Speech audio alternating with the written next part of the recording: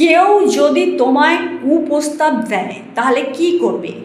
Number 1, প্রথমেই তাকে স্পষ্ট ভাষায় এবং জোরালো শব্দে তাকে না বলো। নাম্বার 2, যদি প্রস্তাবের স্থান নির্জনে হয় তবে যত তাড়াতাড়ি সম্ভব লোকালয় বা জনবহুল স্থানে আসার চেষ্টা করো।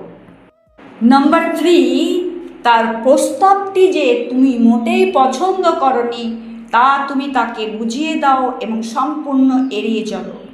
নাম্বার 4, এই প্রস্তাবটি যদি লিখিত বা অনলাইনে হয় তাহলে স্ক্রিনশট ও অন্যান্য প্রমাণ সংরক্ষণ করে রাখো। নাম্বার 5, বাড়ির বড়দের যত তাড়াতাড়ি সম্ভব একথা জানাও। ভিডিওটি ভালো লাগলে অতি অবশ্যই চ্যানেলটি সাবস্ক্রাইব করে সঙ্গে থাকুন।